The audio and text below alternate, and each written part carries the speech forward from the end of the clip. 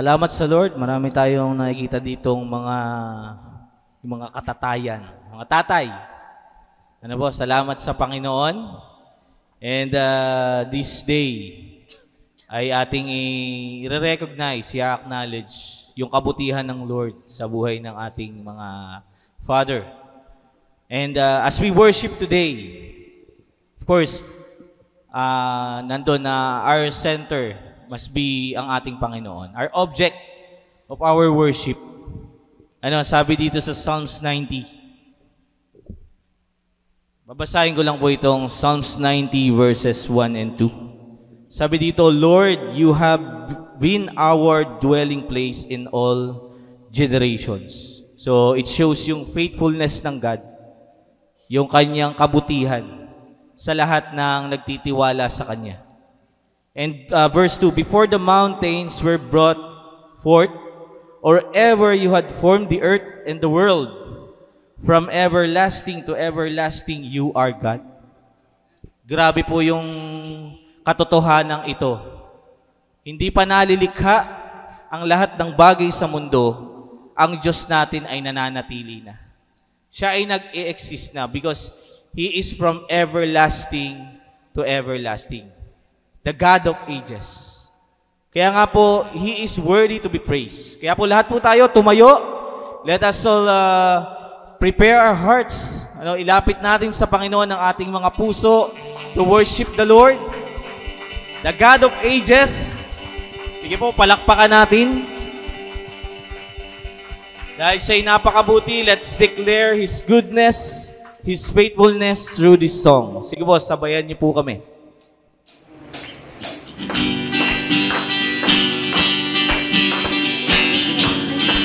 Yes, clap your hands.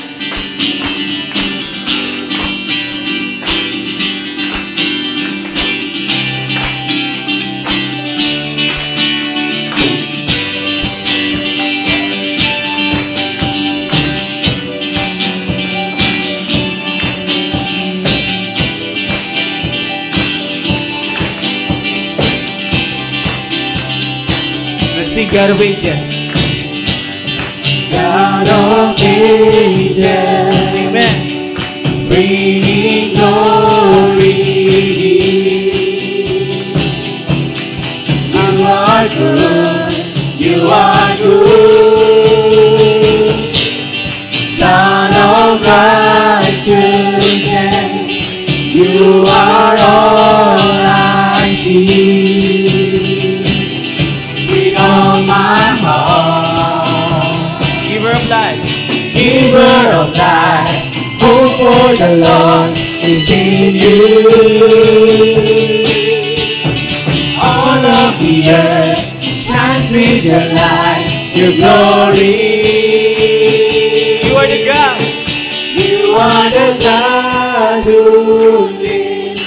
You are the God who heals. You are my home, my everything. Amen.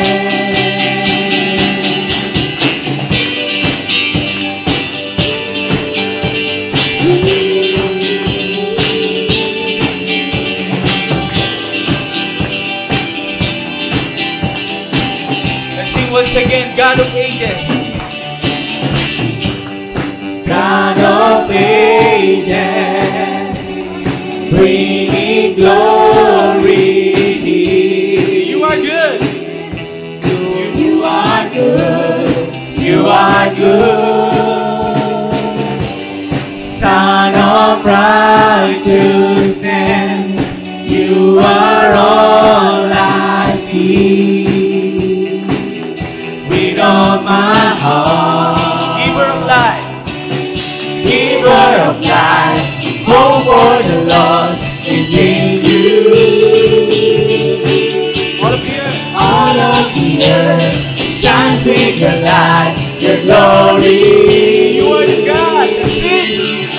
You are the God who lives. You are the God who lives.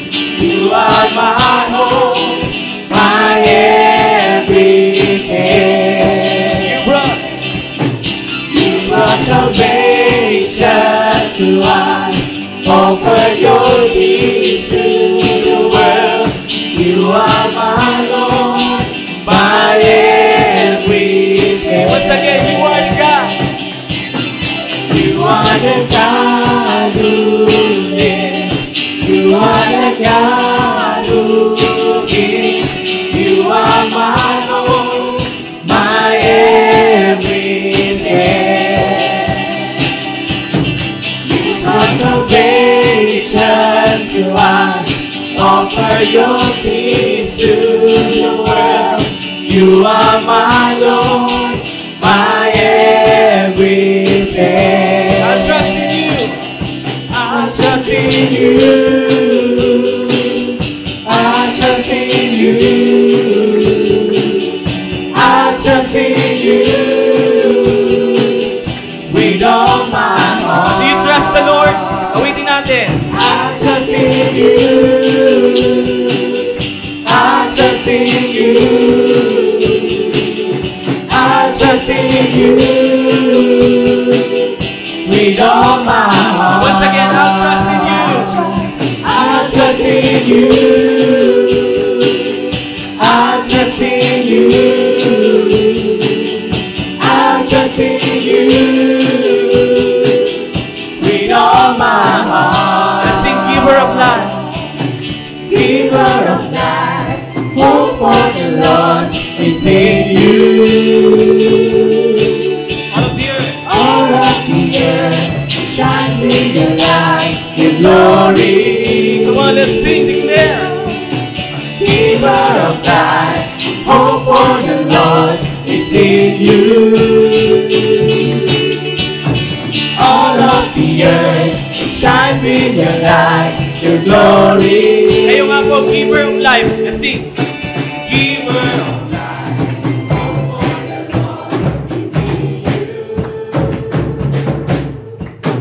All of the earth shines in your light, your glory. Let's sing, you are the God. You are the God who lives. You are the God who gives. You are my hope, my everything. You brought salvation to us. Offer your peace to the world. You are my Lord, my everything. Once again, let's declare, you are the God. You are the God who lives. You are the God who gives. You are my hope, my everything. You brought salvation to us. Offer your peace to the world. You are my Lord, my everything. Once again, for the last time, you are the God. You are the God who lives. You are the God who heals. You are my hope, my everything. You brought salvation to us. Offer your peace to the world. You are my Lord, my everything.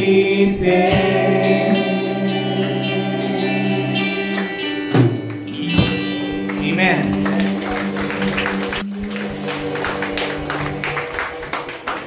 Truly our Lord is the God of ages. Ang sabi po ng Hebrews 13:8, Jesus is the same yesterday, today, and forever.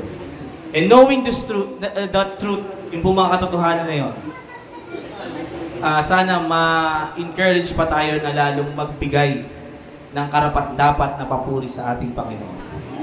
Because He never changes. Nananatili siyang tapat sa atin. Dumadating man sa punto na tayo ay nanghihina, napapagod, but He is still strengthening us. Kaya let's continue to worship the Lord at itaas po natin siya palagi sa ating buhay. So let's sing this song.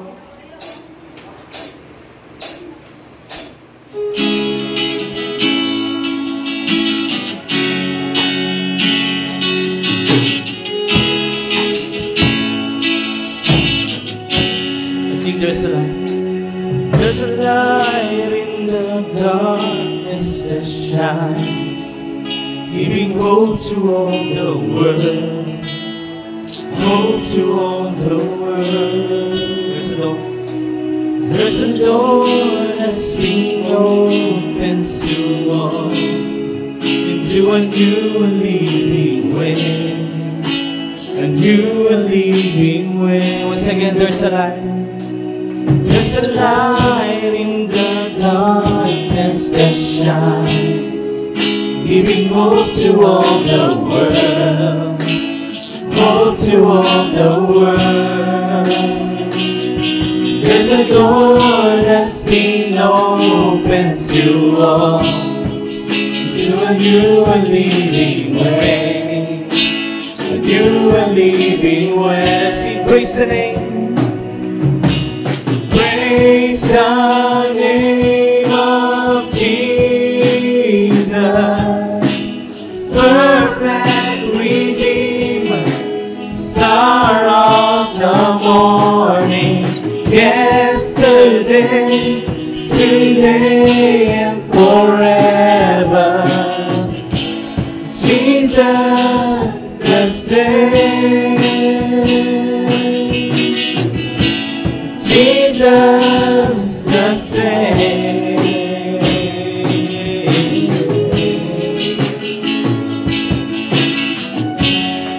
Jesus, you're the same.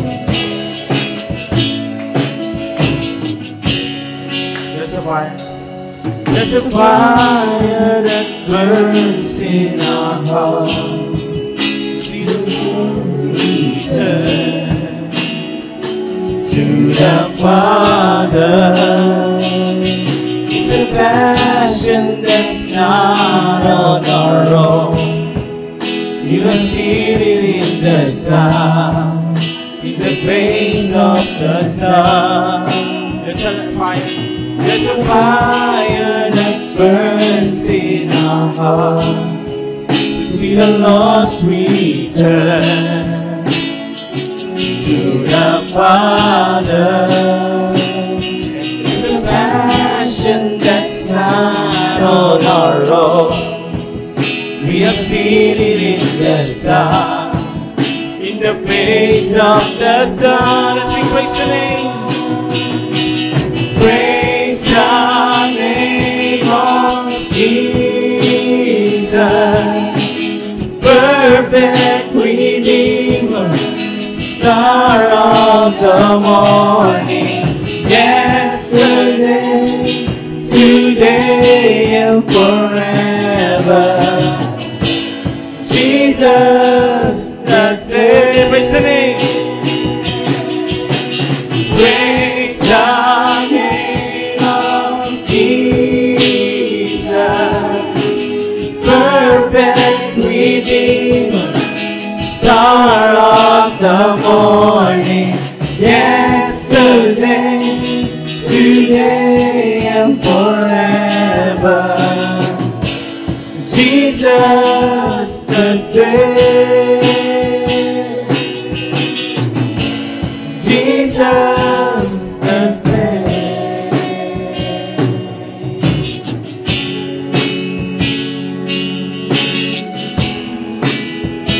You are the same, Jesus. There's no one like you, Lord.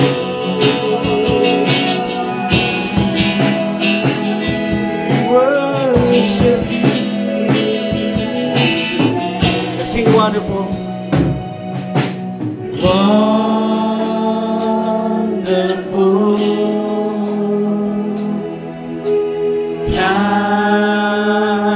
Counselor, mighty God, mighty God, eternal Father, Prince of Peace. Once again, wonderful. Wonderful, yes you are, Counselor, the mighty God, eternal Father, Prince For the last time, wonderful. Wonderful.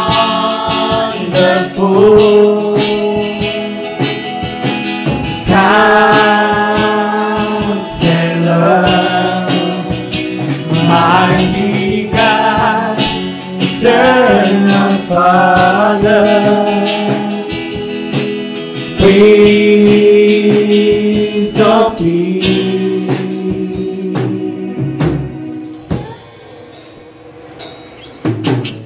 Praise the name of Jesus, perfect Redeemer, star of the morning, yesterday, today, and forever. Jesus the same. Once again, praise the name. Praise the name of Jesus, perfect Redeemer, star of the morning, yesterday, today, and forever.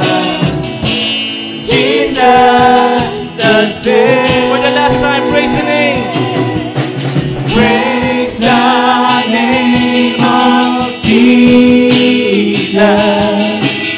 perfect Redeemer, star of the morning, yesterday, today, and forever. Jesus the same. Jesus the same. Jesus the same. You are the same, oh Jesus. Jesus the same. Jesus the same.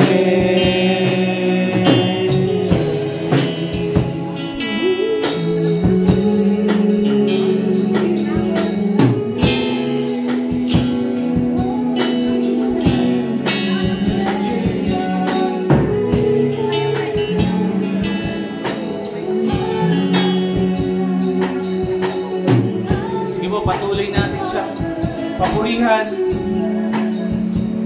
Let's declare the goodness of our Lord. Taas po natin ang ating tinig sa Kanya. Jesus, you're the same yesterday, today, and forever. We worship you, Lord. Worship you.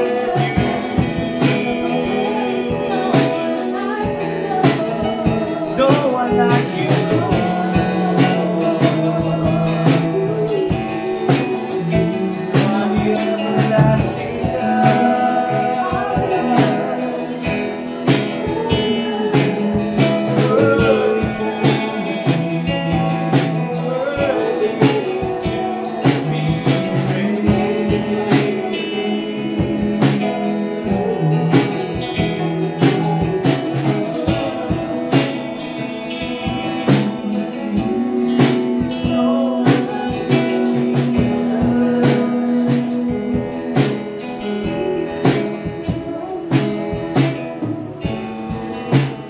Yes, O Lord. We praise you, Lord God. We thank you na kami po, we have an access to the throne of grace. Thank you, Lord, sa kaligtasang natanggap namin at sa katapatang patuloy naming nararanasan mula sa iyo. Salamat, Panginoon, dahil pinapatunayan mo na ikaw ay tapat magpakailanman, na ikaw ay hindi nagbabago, at kami patuloy mong iniingatan upang makalakad sa pananampalatayang ipinagkaloob mo sa amin.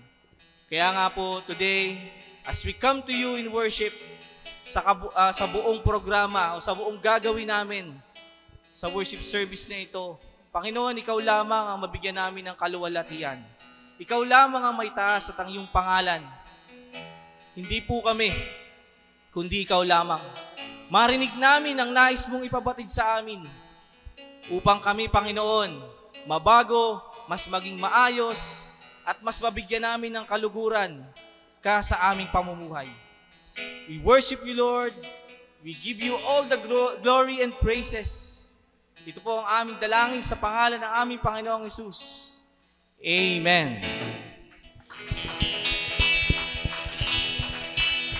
Amen. Sige po, manatili po tayo sa pagkakatayo.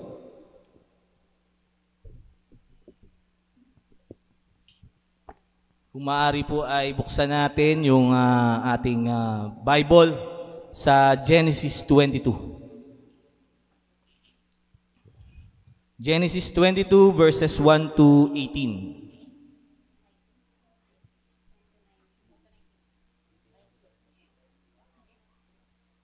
Sige, idiretso na po natin sa 19. So, Genesis 22, 1 to 19. Sige po, kayo po ba ay nakahanda na? So, kung ready na po kayo, basahin po natin ito ng dalawahan. Ako po yung unang dalawa, and then kayo po. Okay, Genesis 22, verse 1 and 2. After these things, God tested Abraham and said to him, Abraham, and he said, Here am I. He said, Take your son and your only son Isaac, whom you love, and go to the land of Moriah, and offer him there as a burnt offering on one of the mountains of which I shall tell you. Verse 3 and 4, kayo po. So Abraham rose early in the morning, saddled his donkey, and took 2 of his young men with him, and his son Isaac. And he cut the wood for the burnt offering, and arose and went to the place of which God had told him. On the 3rd day, Abraham lifted up his eyes and saw the place from afar.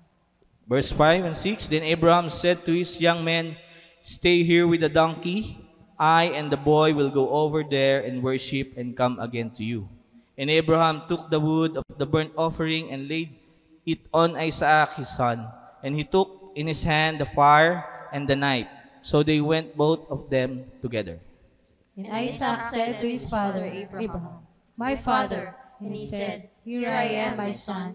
He said, Behold the fire and the wood, but where is the lamb for a burnt offering? Abraham said, God will provide for himself the lamb for a burnt offering, my son. They went both of them together. And verse 9, When they came to the place of which God had told him, Abraham built the altar there and laid the wood in order and bound Isaac his son and laid him on the altar on top of the wood. Then Abraham reached out his hand and took the knife to slaughter his son.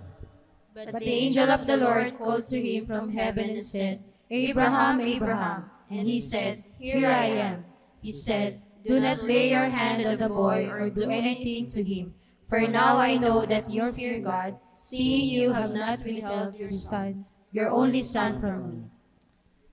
And Abraham lifted up his eyes and looked, and behold, behind him was a ram caught in a thicket by his horns. And Abraham went and took the ram and offered it up as a burnt offering instead of his son. So Abraham called the name of that place, The Lord will provide, as it is said to this day, On the mount of the Lord it shall be provided. And the angel of the Lord called to Abraham a second time from heaven, and said, By myself I have sworn, declares the Lord, because you have done this and have not withheld your son, your only son. I will surely bless you, and I will surely multiply your offspring as the stars of heaven, as the sun that is on the seashore. And your offspring shall possess the gate of his enemies. And in your offspring shall all the nations of the earth be blessed, because you have obeyed my voice. Sabay-sabay po tayo, verse 19. So Abraham returned to his young men, and they arose and went together to Beersheba, and Abraham lived at Beersheba. Blessed be the reading of God's Word. Maaari na po tayo makaupo at i-prepare natin ang ating mga sarili as we listen to God's Word today. A blessed morning to each and every one of you. May the blessing of the Lord be upon you as you hear, as you listen sa Word of God. So sa umaga pong ito ay dahil nga po in honor sa mga fathers, we will be talking about fathers. A fadel actually. So nung Mother's Day, yung asawa niya ang ating pinag-usapan, no, si Sarah. At ngayon naman, pag-usapan po natin itong asawa ni Sarah, that is none other than Abraham. At si Abraham po ay kinilala, the father of true faith.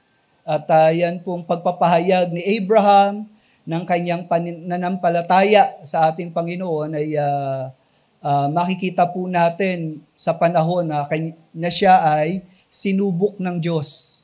No? So sa Genesis chapter 22 verses 1 to 18. Alam po natin na si Abraham at si Sarah ay hindi kaagad nagkaanak. So at the age of 75, si Sarah ay 65, wala pa silang anak. Pero dumating yung pangako ng Diyos na sila ay magkakaanak.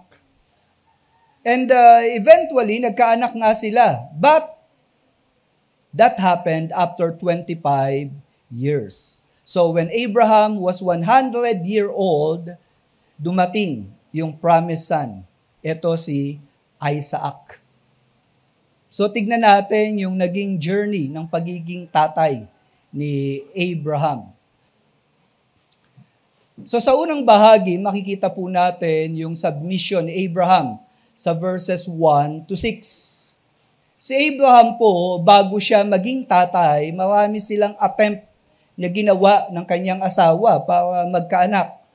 Isa nga po dyan, nagsuggest si Sarah na kanyang asawahin yung servant niya, no? Yung servant ni Sarah, at ito po si Hagar. At sila ay nagkaanak, pero hindi yun ang plano ng Panginoon. At dahil po sa pangyayaring yun, kinailangan na si Ishmael, ito ay kailangang paalisin. No? Napakasaklap o napakasakit ng mga pangyayari na yon. Pero sa kabila ng naging masunurin si Abraham, meron pa ring mga pangyayari na talagang very challenging.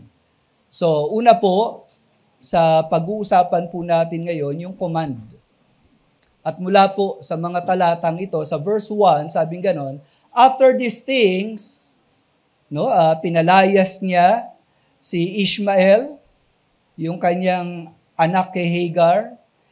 Sabing ganon, after these things, ito rin yung time na kung saan si Isaac ipinanganak na sa buhay nila, at si Isaac at this time ay 17-year-old na. At nung mga panahon na yon, after these things, God tested Abraham and said to him, Abraham, and he said, here I am. No? So very observant, very sensitive si Abraham kapag nangungusap ang Panginoon.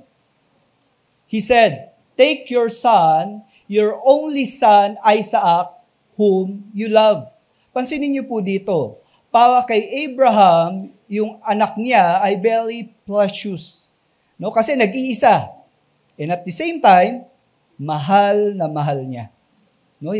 Marahil higit pa sa buhay niya, itong pagmamahal niya sa anak niya. Pero ano sabi ng Panginoon? Ito po, and go to the land of Moriah and offer him there as a burnt offering.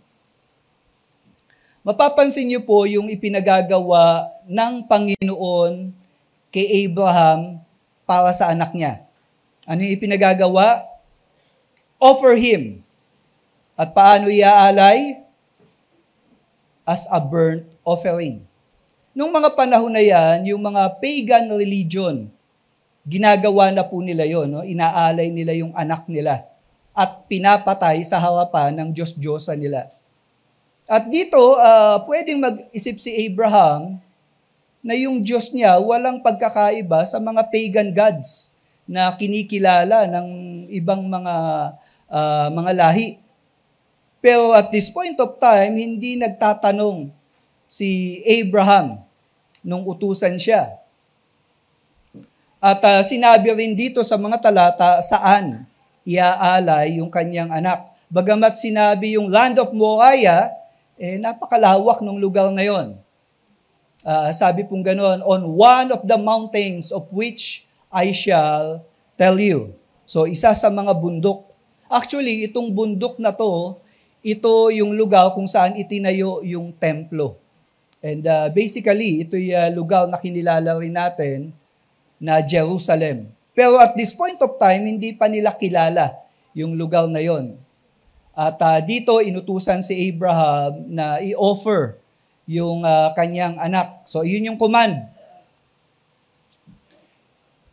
Anong ginawa ni Abraham? Sabi pong ganun sa mga talata, so Abraham rose early in the morning, saddled his donkey, and took two of his young men with him and his son, Isaac. Pansin niyo po, ano po napapansin niyo sa pagsunod ni Abraham? Nagdadalawang isip ba siya? Nagda-doubt ba siya dun sa inutos ng Diyos? Kita natin dito, early in the morning, kung meron siyang unang ginawa pagising niya ng umaga, that is none other than to obey God. No? Marahil hindi nga siya makatulog. No? Hindi natin alam kung hindi siya makatulog o kung ano yung nararamdaman niya at that time. Pero early in the morning, ginawa niya yung dapat niyang gawin at sinama niya nga yung anak niya at andun din yung kanilang mga servant. Ano pa ang ginawa niya? And sabing gano'n, and he cut the wood for the burnt offering and arose and went to the place of which God had told him. So hinanda yung panggatong, no, for burnt offering. At sabi sa verse 4, on the third day, Abraham lifted up his eyes and saw the place from afar. Gaano katagal silang naglakbay papunta doon sa lugar na tinukoy ng Panginoon upang ialay yung kanyang anak?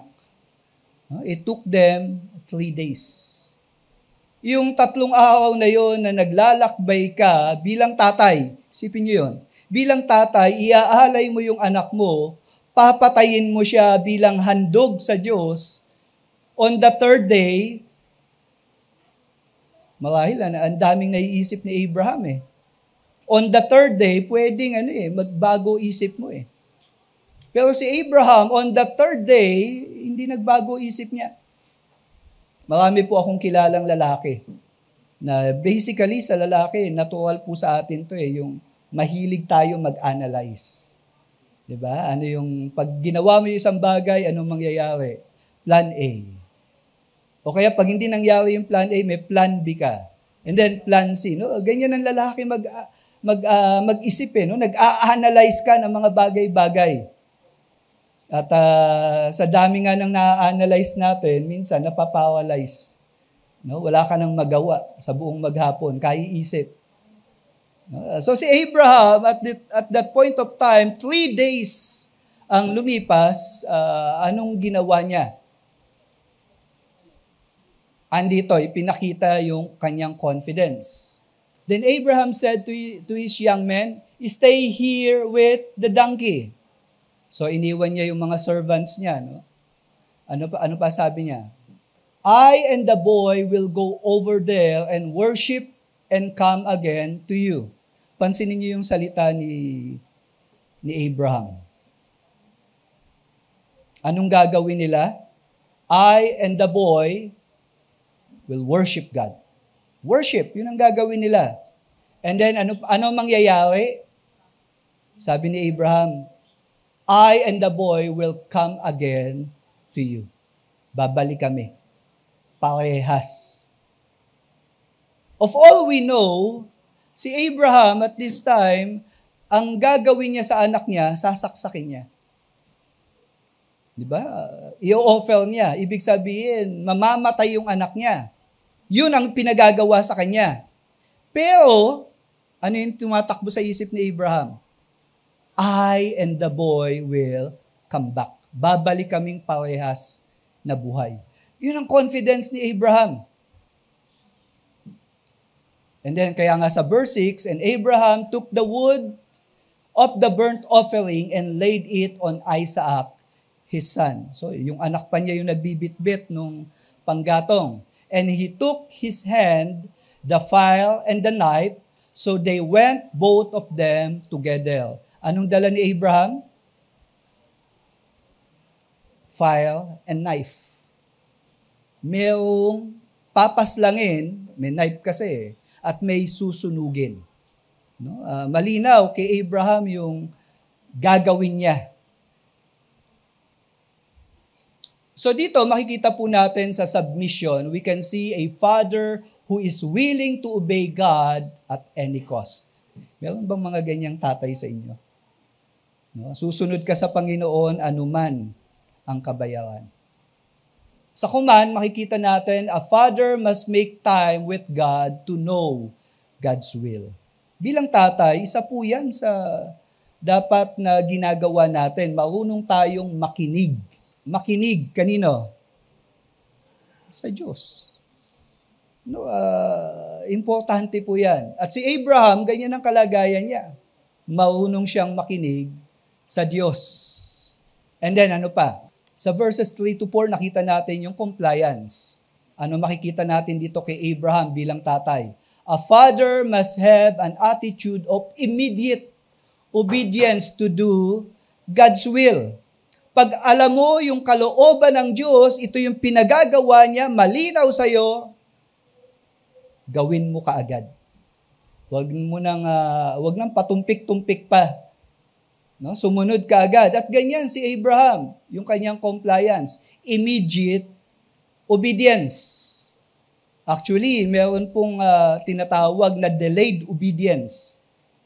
At yun pong ganoong attitude is not an obedience at all. Kasi kung nandyan yung utos at sinasabi kung kailan gagawin, dapat kumilos. At ganon si Abraham. Pero ito, sa pagsunod niya, meron siyang confidence. A father must lead his child to worship God at any cost. Ano yung pinapakita ni Abraham sa anak niya? To worship God. No, ang tatay ang tagapanguna sa kanyang anak upang sumamba sa Diyos. Ganyan po ba kayo? Baka kay nanay niyo ibinibigay yung pagpapakita ng masidhing pagnanais na sumamba sa Panginoon. Dapat po sa tatay unang nakikita yan. So, yan po yung makikita natin sa submission ni Abraham. So, tignan po natin yung sacrifice sa verses 7 to 12. Tignan po natin. So dito makikita natin yung perspective ni Abraham. Nagkaroon ng conversation si Abraham at yung kanyang anak na si Isaac. And Isaac said to his father Abraham, "My father," and he said, "Here I am, my son." Pansin niyo po, ito pong tatay na to, masyado siyang observant sa anak niya at nagbibigay siya ng focus. Nakikinig siya sa anak niya. May mga tatay po kasi matigas ang puso at minsan hindi nakikinig sa anak. Dito po makikita natin yung love relationship na meron si Isaac and si Abraham. Nung nagtanong ang anak, sabi niya gano'n, "Andito ako anak." Kayo po ba mga tatay, pagka yung anak mo may pangangailangan, naririnig mo ba siya? Napapakinggan mo ba siya? At dito po makikita natin si Abraham, he is so attentive to his son. Kaya nga sabing gano'n, "Here I am, my son." No, kita natin dito, malapit ang relasyon nila bilang magtatay. He said, "Behold," ito po yung tanong ni Isaac, "the fire and the wood, but where is the lamb for a burnt offering?" Pansin natin dito, si Isaac nasa tamang gulang na. No, sabi ng mga Bible scholars, nasa 17-year-old na si Isaac at this point of time. At si Isaac, nag-a-analyze na siya ng mga bagay-bagay. At isa sa nakita niya, andoon yung kutsilyo, andun yung panggatong, andun yung apoy. Ang tanong ni Isaac, "Tay, asan yung iaalay?"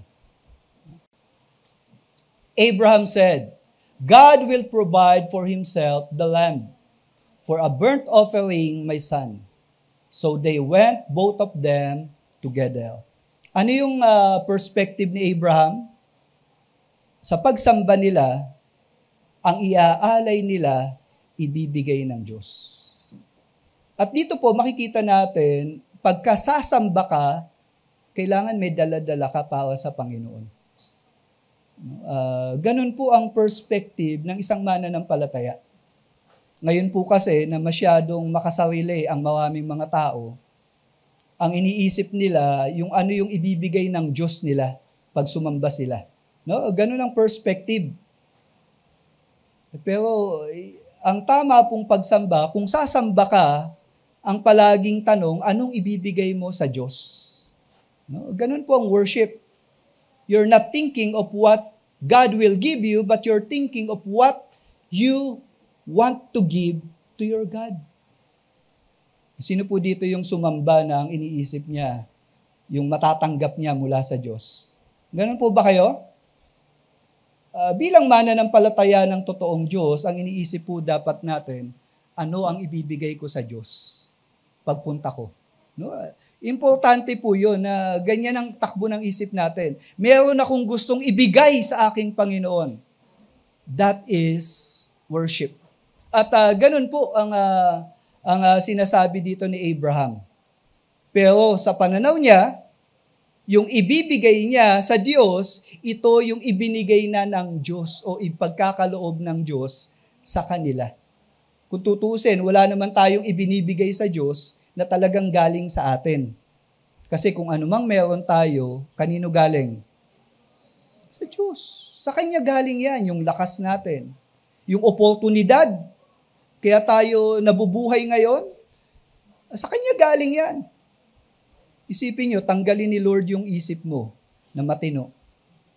Mabaliw ka. Isipin mo, tanggalin ni Lord yung kalakasan mo, magkasakit ka. Hello? Kaya nga po, anuman pong tinatangkilik natin ngayon, it comes from God. And even yung mga opportunities, no, meron kang kliyente, kakapagbenta ka ng ganito. Yung mga opportunities na yon, it comes from God. Kaya nga kung anumang meron tayo ngayon, pag hinihingi yan ng Panginoon, dapat willingly, we must learn to offer it to God. Kasi Kanya naman talaga yan eh. At ang napakaganda sa ating Diyos, hindi naman niya hinihingi lahat. No? Kumbaga yung ibibigay mo sa Kanya, na galing sa Kanya, meron dong porsyento na ikaw pa rin ang makikinabang. No? Ganon ang Diyos natin. At dito nakikita ni Abraham, God will provide. And then dumating na yung pangyayari. Ito yung pinakamahirap kung ikaw si Abraham. No? Ilagay niyo yung sarili niyo. Yung presentation. When they came to the place of which God had told him, Abraham built the altar there and said, the wood and laid the wood in order and bound Isaac, his son. Ilan taon na si Abraham sa palagay nyo? Kung si Isaac ay 17-year-old, na ipinanganak nung 100-year-old si Abraham, ilan taon na si Abraham nito? No? 117. No? Tinatansya natin ganon. 117-year-old, kinailangan niyang itali si Isaac. Pwede ba pumalag si Isaac? Tay, anong ginagawa mo?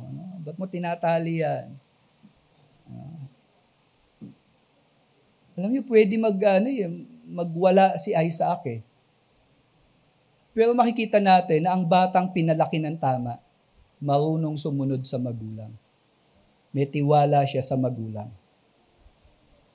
Kaya ito, naitali si Isaac. Hiniga siya as burnt offering. Hiniga siya dun sa mga kahoy na sisilaban. Pumayag siya. Si Abraham, ganun din ang pananaw sa kanyang Diyos. Meron siyang tiwala. So, Isaac was bound and laid him on the altar on top of the wood. Then Abraham reached out his hand and took the knife to slaughter his son. Ano yung gagawin ni Abraham? Kung ikaw nakatali ka at sasaksakin ka ng tatay mo, ano gagawin mo? Kung ikaw tatay, sasaksakin mo yung anak mo, gagawin mo ba yon? Ganun po yung senaryo sa mga pangyayaring ito. At dito, makikita natin si Abraham, susunod siya sa Panginoon no matter what happened. Pero ano yung nangyari? Ito yung preservation. But the angel of the Lord called to him from heaven and said, Abraham, Abraham! And he said, Here I am. Take note. Madalas po sa Bible, isang tawag lang sa pangalan, nakukuha na yung atensyon nung tinatawag ng anghel o ng Diyos. Isang tawag lang sa pangalan. Mapapansin natin dito, 2 beses inulit. Abraham, Abraham! Anong ibig sabihin yan? Para pigilan si Abraham sa pagsaksak sa anak niya, ituk na 2 beses tawagin yung pangalan niya. Kasi si Abraham talagang handang sumunod sa Diyos maski sa kamatayan ng kanyang anak. Ganun katindi. Ano sabi ng Panginoon sa kanya? So nakuha yung attention, here I am, sabi ni Abraham. He said, do not lay your hand on the boy or do anything to him. Sabi ni Lord, wag mo na ituloy. No? Wag mo nang saktan yung anak mo. Hindi mo na siya kailangang patayin. No? Hindi ko ma-imagine anong pakiramdam ni Abraham nung pinigilan siya ng Panginoon. Pero tingin ko, meron siyang relief na naramdaman. So tingnan po natin ano yung sumunod. Dito po sa mga talatang ito, makikita natin na yung ginawa ni Abraham, it reveals who he is before God. At sabing ganun ng Panginoon, for now I know that you fear God, seeing you have not withheld your son, your only son, from me. Yung pong pananalitang ito na sinabi ni Yahweh, now I know. Hindi po ibig sabihin na hindi alam ng Diyos yung mangyayari. No? Alam yan ng Panginoon. Pero sa pagkakataong ito, naipakita ni Abraham kung paano siya nagtitiwala at kung paanong sumasamba si Abraham at all cost. Dito po makikita natin na ang pagsamba, wala talagang pilitan. God is putting a desire within us para gawin yung tamang bagay. May desire. Pero yung desire na yan, kung ikaw seryoso sa Diyos, isasagawa mo yun. At ganoon si Abraham. Gusto niya i-worship ang Diyos at ang pagtingin niya sa Diyos, siya yung pinakamataas at gagawin niya lahat para ibigay yung tamang pagsamba na hinihingi ng Diyos. Ganon si Abraham. At naipakita niya yon.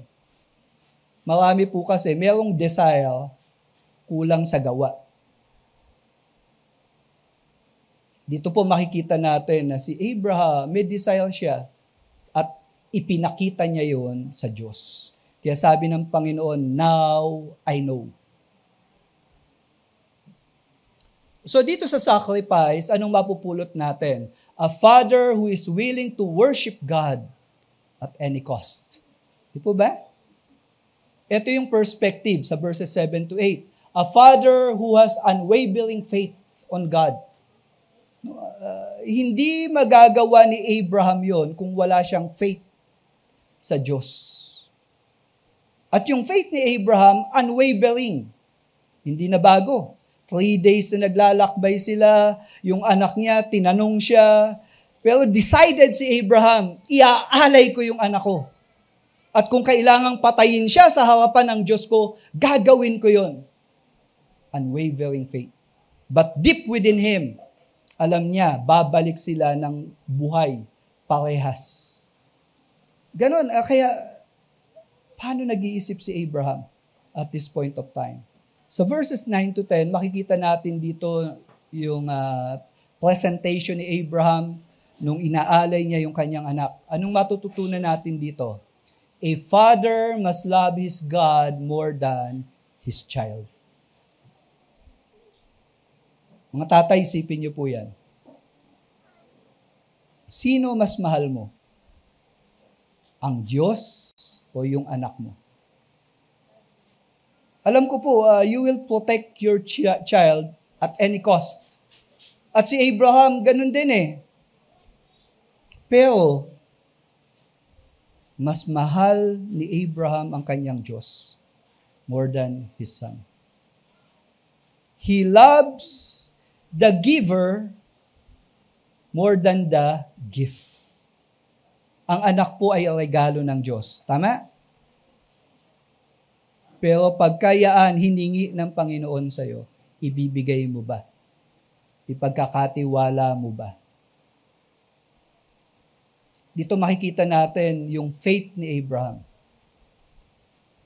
Because he loved God more than his son. Amen? At yun ang ipinakita niya. Pero ano nangyari? Yung sumunod na pangyayari, hindi pinahintulot ng Diyos yung kamatayan ng kanyang anak. God will not do harm to a father who is willing to obey Him at any cost. Sa totoo lang, pag inutusan ka ng Diyos na gawin ang isang pinakadelikadong bagay, walang masamang ipagagawa sa iyo ang Panginoon. Maybe kaya mangyayari yan, part of a test. At si Abraham, nung time na yon ng kanyang testing, hindi nagbabago yung isip niya, gagawin niya ang lahat, dahil may tiwala siya sa kanyang Diyos. At tama ang tiwala ni Abraham sa kanyang Diyos. Hindi nga pinahintulot ng Diyos ang kamatayan ng kanyang anak. Amen? May pinagagawa ba si Lord sa atin na mabigat, mahirap? Sumunod ka lang. At hindi yan magiging kapahamakan. Amen?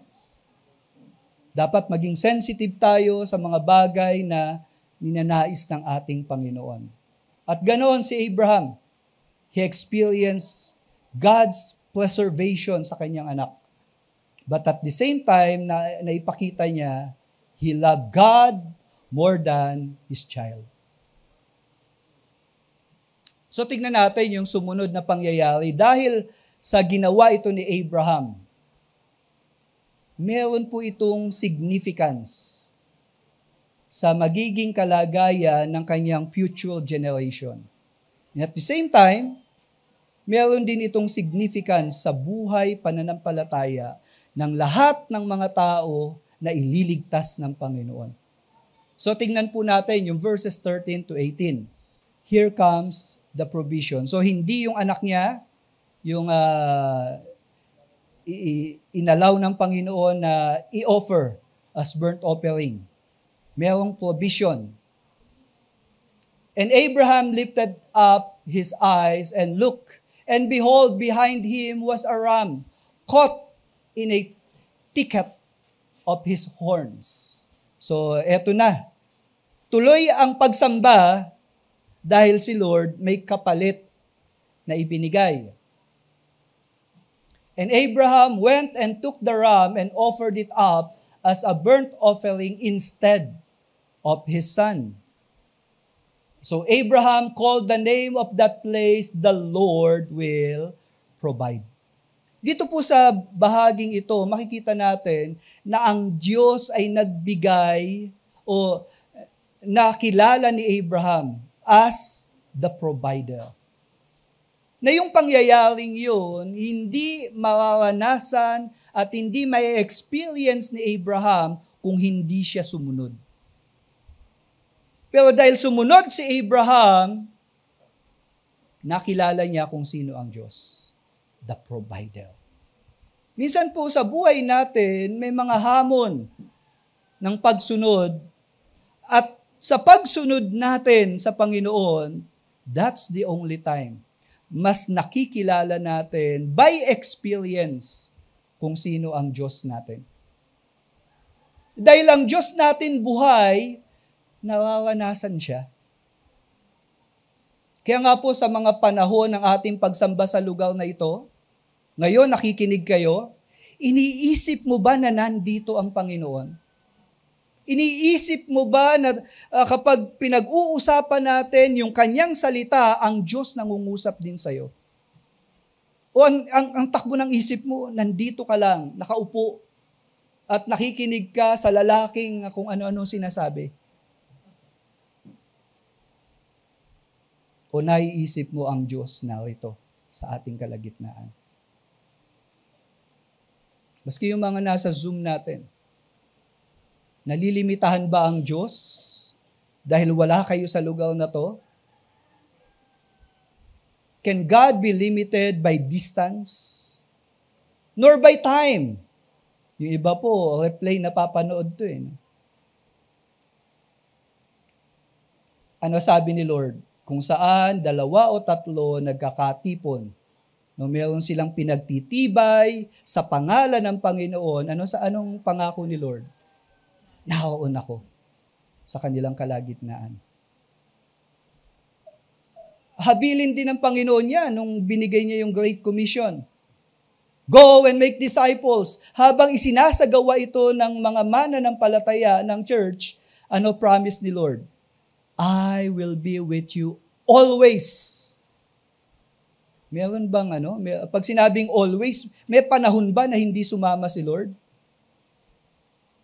So sa oras na pinangangaral ang salita ng Diyos, anumang lugar, saan mang lugar, naroon yung presensya niya. At ang tunay na mananampalataya, alam niya, hindi man niya nararamdaman.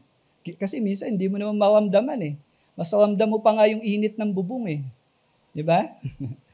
Pero hindi mo man nararamdaman, dahil sinabi yun ng Panginoon, alam mo, nandun siya.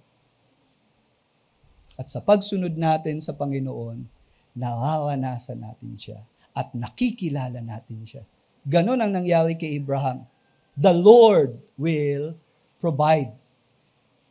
As it is said to this day, on the mount of the Lord it shall be provided. Tulad ng nabanggit ko kanina, yung bundok na ito yung lugar kung saan itinayo yung templo.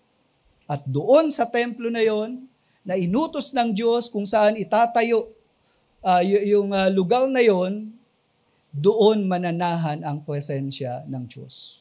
So sa mga lugar na sinabi ng Panginoon, doon sa bundok na yon, sabi ng Panginoon, naroon siya, alam niyo po, very evident na naranasan nga ng mga Israel ang pagsama ng Diyos. Tuwing pupunta sila sa lugar na yon, makikiniig sila, mananalangin sila, sumasagot ang Diyos sa kanilang mga panalangin. Bakit? Kasi sinabi ni Lord, nandoon ako. So very significant itong bagay na to na ginawa ni Abraham. The Lord provide. At hindi lang yung ram ang provide ng Lord, kundi yung presensya niya, i-provide niya sa mga tao na sumasampalataya sa Kanya. And even to us now, God provided His presence. Tingnan pa natin. Dahil sa pangyayaring ito, nagbigay ng pledge ang Panginoon kay Abraham. Ito yung sabi.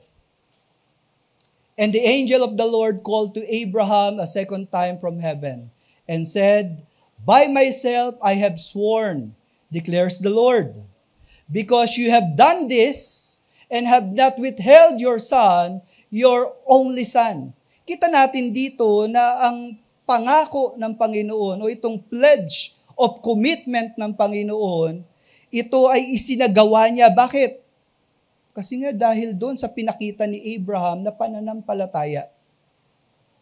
Hindi niya ipinagkait yung kanyang anak. At yung pangyayari na ito ay hindi lang ganito ang naganap, hindi lang isang pledge. Niliwanag ng Panginoon yung commitment na gagawin niya, yung promise.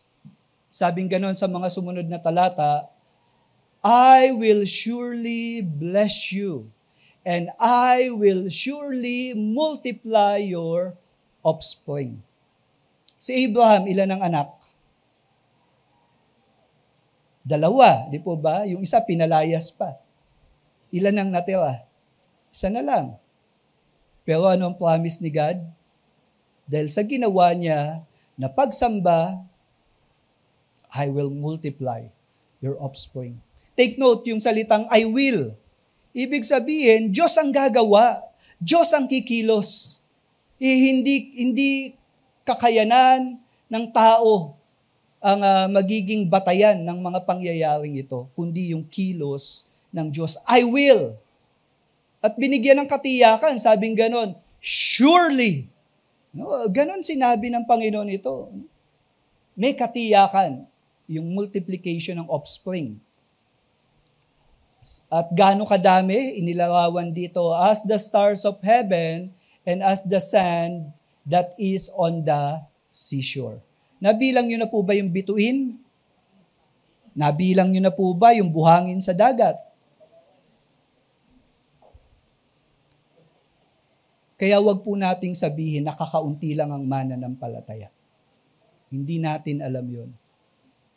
Pero nung ito ay inilarawan ng Diyos, kasing dami ng bituin, sindami ng buhangin sa dagat.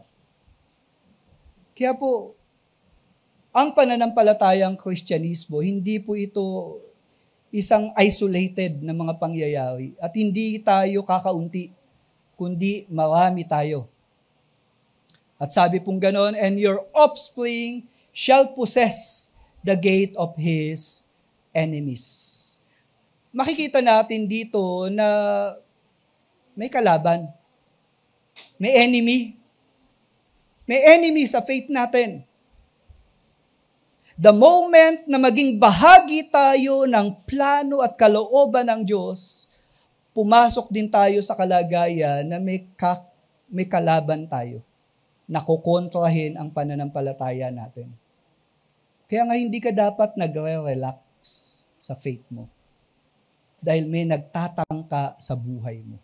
Pag hindi ka naging matalino sa bawat hakbang mo at sa mga ginagawa mo, time will come pagpipiestahan ka ng kaaway natin. We have an enemy. Pero sa kabila ng meron tayong enemy, anong pangako? Yung offspring magtatagumpay.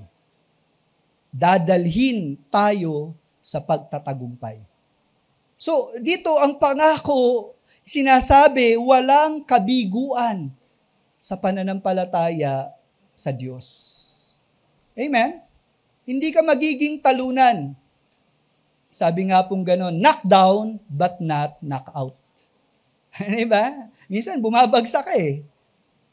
Minsan nagkakamali ka eh. Nangyayari po talaga yon. Yung kahinaan natin, kakulangan natin. Pero ang Panginoon, He provided grace upang sa kabila ng kahinaan natin, kakulangan natin, makakatayo pa rin tayo. Tingnan niyo po yung katabi niyo. Sabihin niyo po sa katabi niyo, kailangan kita. Hindi ba? Siya yung gagamitin ni Lord eh. Amen? Yung community. Kaya nga po, ang faith natin, hindi dinisenyo na mag-isa ka lang. Hindi po pwedeng nabubuhay ka sa pananampalataya at sinasabi mo, titira ako sa bundok at wala na akong pakialam sa iba. Hindi ganun ang pananampalataya natin. Kailangan natin one another. Pero, meron tayong isang tinitingnan. Yung offspring. Sino yung offspring na to? Sa Galatians chapter 3 verse 16, sa Filipino Standard Version, no?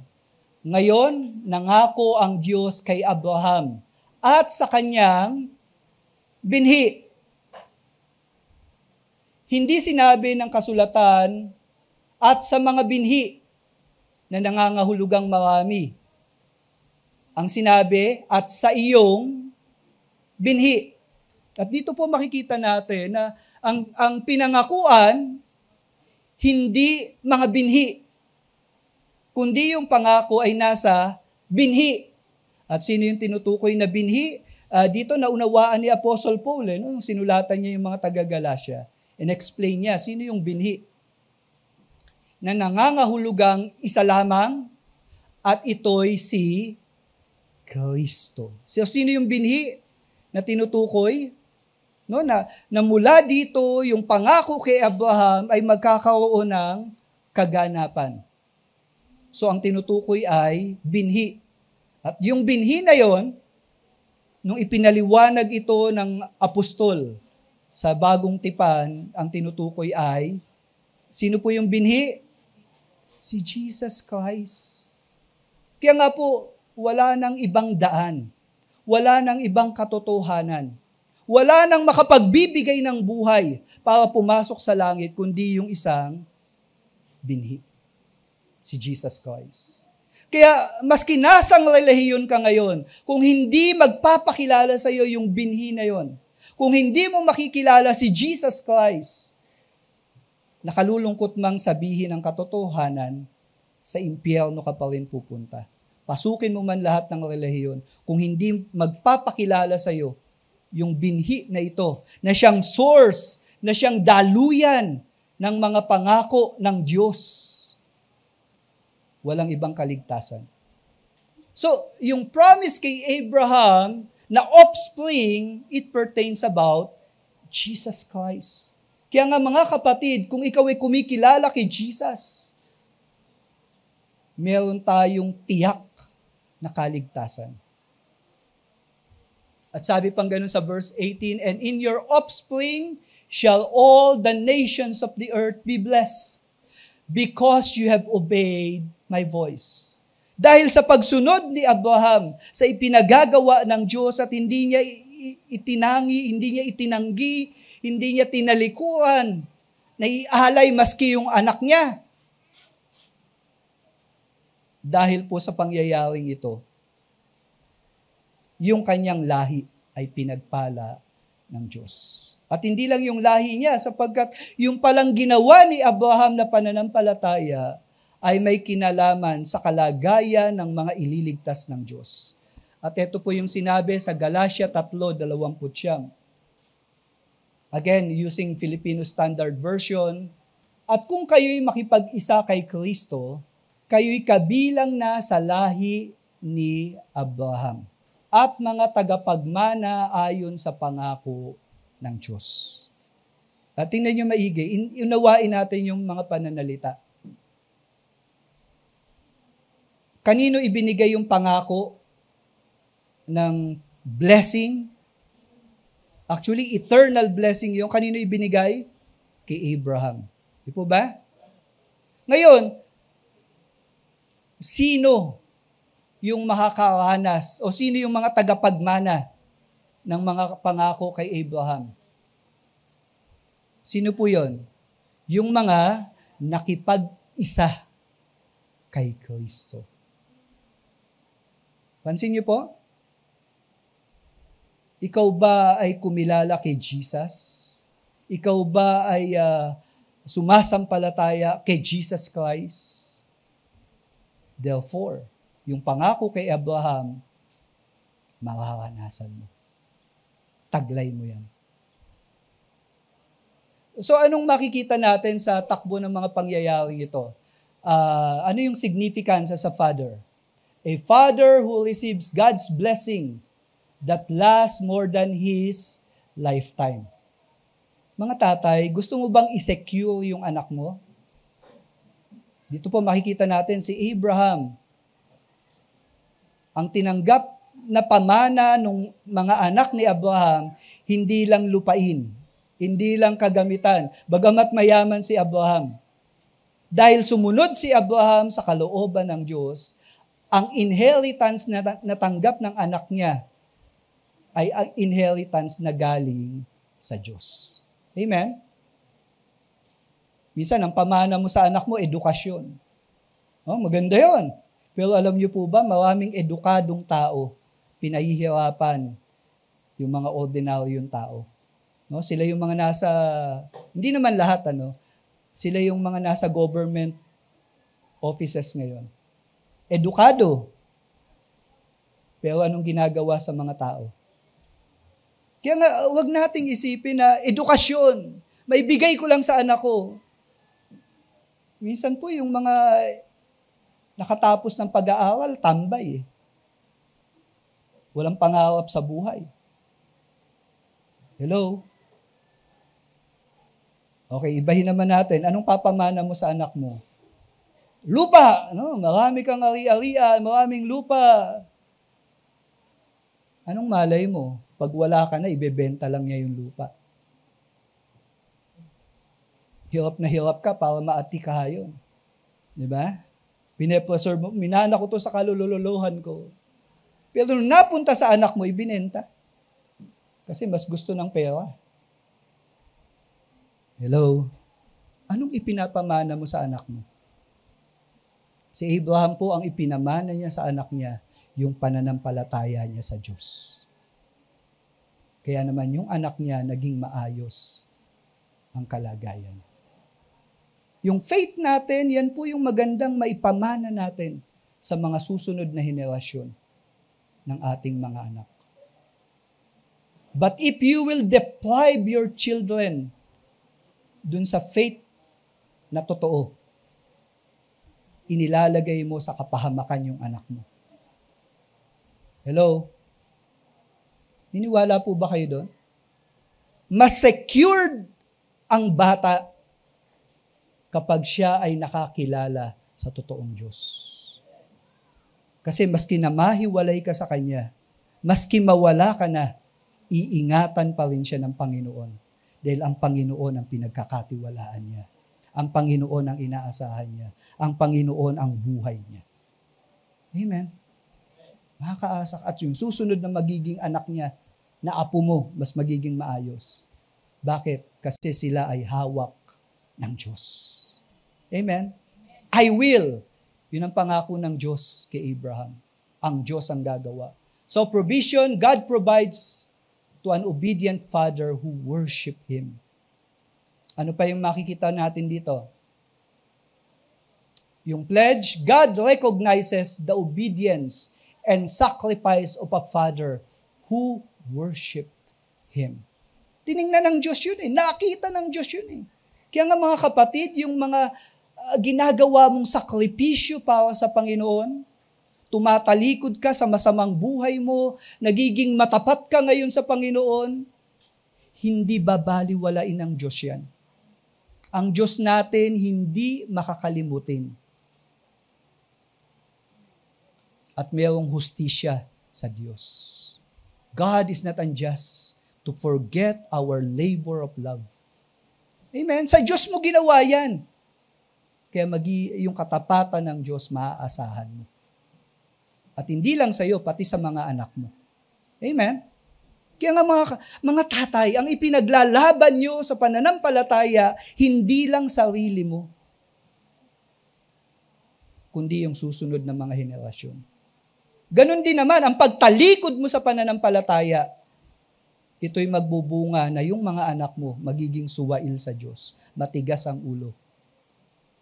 At wala ka talagang maaasahan. Kaya nga, anong may papamana natin? Akayin natin sila sa pagkilala sa totoong Diyos. At ito po yung pinag-aaralan natin ngayon. Siya po ang nagpapakilala sa atin ngayon. At si Abraham, yun yung pledge ng Diyos na ibinigay sa kanya. And the promise, God gives an eternal blessing that secures the father's offspring until the next generations. Ang lupa, ang bagong bahay at lupa, ang damit, ang edukasyon, mawawala. Pero yung pananampalataya sa Diyos, hindi po ito mawawala. Amen? Dahil ang Diyos ang kikilos sa kanya. At ganyan si Abraham. Yan po yung significance ng kanyang faith. And as a conclusion, makikita po natin ito na naging posible ang mga bagay-bagay. Tiningnan po yan ng writer ng Hebrews. Sa chapter 11, verse 17 to 19, sabi pong ganon, by faith, Abraham, when he was tested, ano ginawa niya? Offered up Isaac. Mahal na mahal niya yung anak niya. Promised child. Pero nung hiningi ng Lord, ano ginawa ni Isaac? Willingly. Lord, ikaw nagbigay, kung hinihingi mo siya, sa'yo na. Handa siyang patayin. Handa niyang ialay sa Diyos.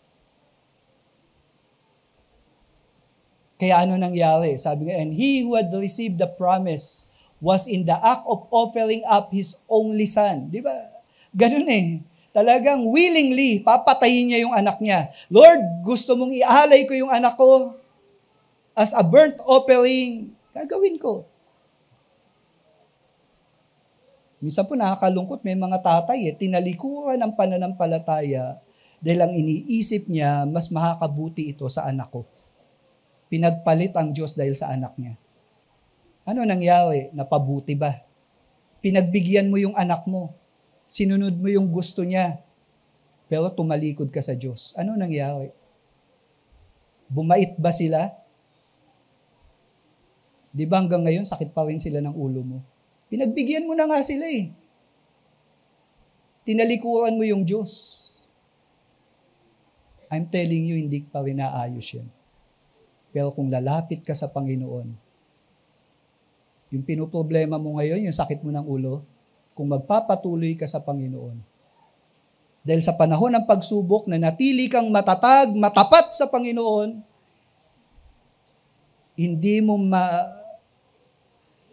ma-measure yung pwedeng gawin ng Diyos.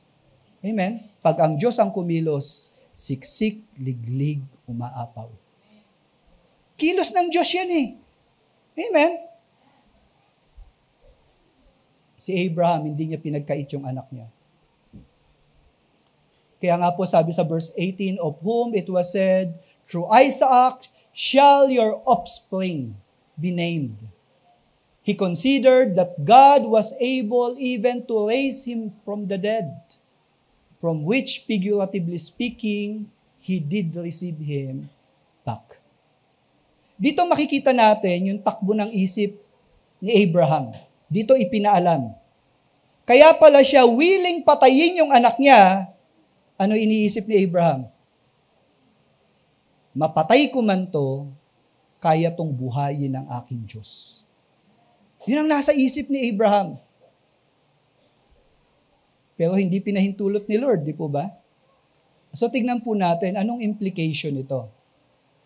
Sa Roma 4:16, using Filipino Standard Version, sabing ganon, ang pangako kung gayon ay batay sa pananampalataya. So yung promises ng God, magiging recipient tayo. Batay sa pananampalataya. Kung yung faith mo totoo, then ikaw ay tagapagmana. Upang ito'y maging isang kaloob na makakamit ng buong lahi, sabing ganon, upang ito'y maging isang kaloob na makakamit ng buong lahi ni Abraham. Hindi lamang ang mga nasa ilalim ng kautusan, yun po yung mga Hudyo, kundi pati naman ng mga nananampalataya tulad ni Abraham na ama nating lahat.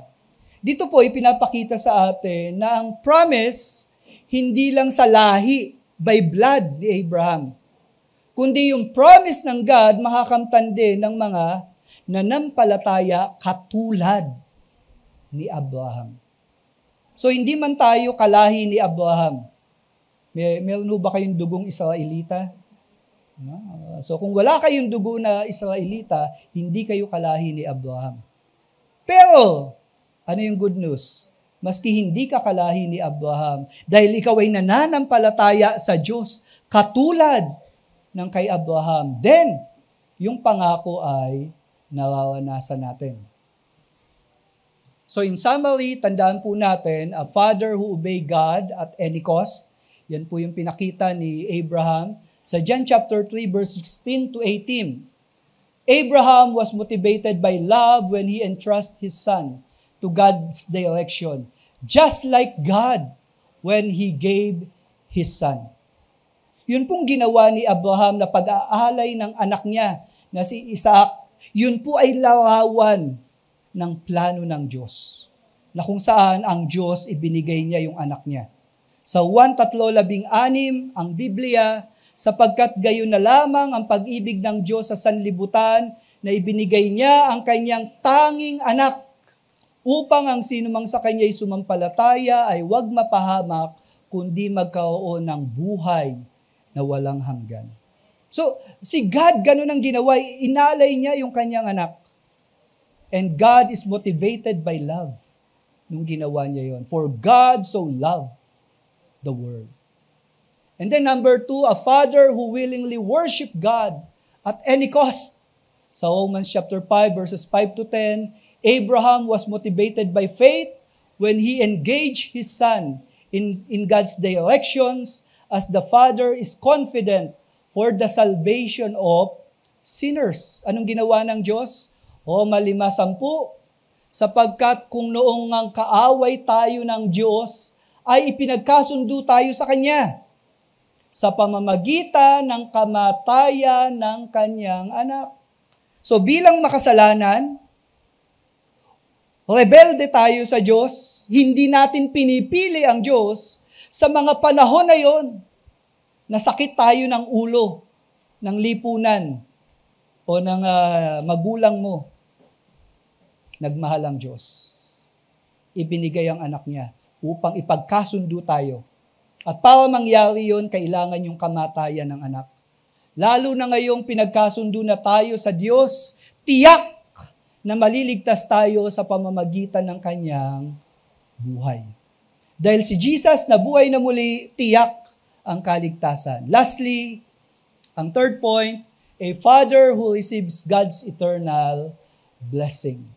Sa Philippians chapter 2 verse 9 to 11, Abraham secured his son's future by his willing obedience so that the Father established Christ's lordship to all creatures. Ganyan po yung implikasyon nun. Sa Pilipos 2:9-11, makikita po natin. Kaya naman siya'y lubusang itinaas ng Diyos at ginawa ng pangalang higit na mataas kaysa lahat ng pangalan. Upang sa pangalan ni Jesus, bawat tuhod ay luluhod, ang mga nasa langit, nasa lupa, at nasa ilalim ng lupa, at ipapahayag ng bawat bibig na si Jesucristo ay Panginoon sa ikaluluwalhati ng Diyos Ama. Yung kamatayan ng Panginoong Jesus at yung kanyang muling pagkabuhay, ito'y katunayan na naganap na ang kaligtasan. Tapos na ang paraan ng pagliligtas sa atin. Kaya naman tulad ni Abraham na nananampalataya sa Diyos, ganun din ang bawat isa sa atin. Kung nananampalataya tayo katulad kay Abraham, yung bang mas mahal mo ang Diyos kaysa sa anak mo. Mas mahal mo ang Diyos kaysa sa mga bagay na nasa paligid. Kung ganun ang pananampalataya mo, tagapagmana ka ng mga pangako ng Diyos. Today, mga tatay, nawa meron kayong pananampalataya na katulad ni Abraham. Father sacrificed to worship the God who provides. Amen?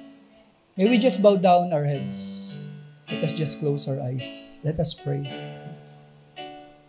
Father God, we thank you so much for this day. We thank you so much dahil ipinakita ni Abraham yung pananampalataya sa iyo. Na kung saan sa pananampalatayang ito, ipinakita niya na mas mahal kanya higit sa lahat. Nawa sa bawat isa na narito ngayon,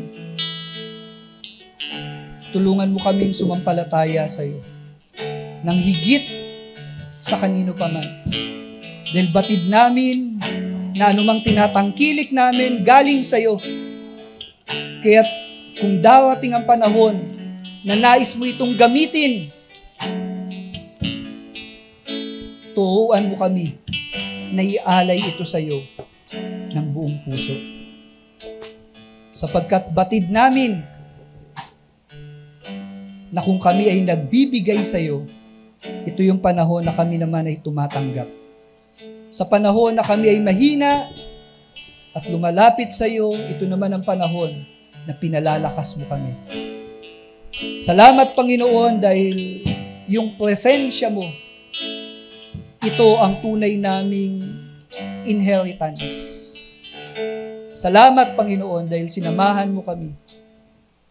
At ngayon, we want to celebrate yung mga tatay for giving us sa aming iglesia. May your name be honored forevermore. This is our prayer. Everybody says and agree.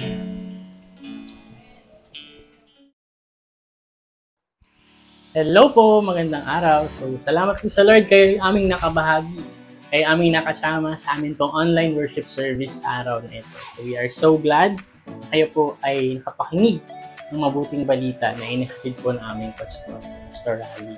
So, thank you po. And also, would like to take this opportunity na kahit nakalipas na sa lahat po ng mga tatay na nakapanood ng worship service na ito, pinabati po namin kayo ng isang happy Father's Day po sa bawat isa sa inyo.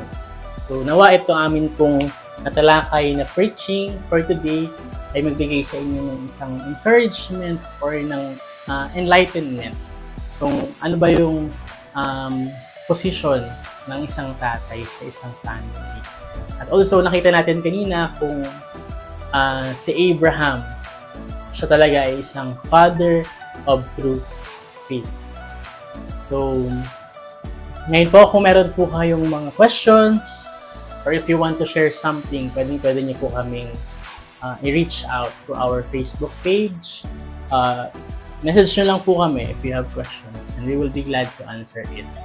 And also would like to invite you to watch ito pong aming mga regular activities. But if you have time to participate, we will also be happy to have you with us dun sa mga activities na yan. Reach out nyo lang po ulit. So maraming salamat po and see you again next week. Bye po!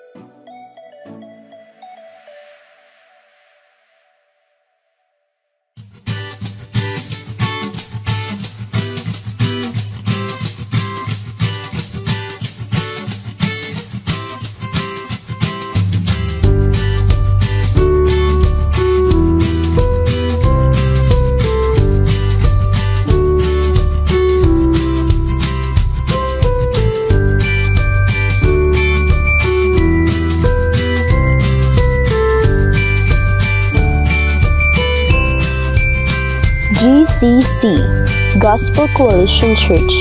Our mission is to glorify God by proclaiming the gospel until we all attain the whole measure of the fullness of Christ, sharing Christ, changing lives.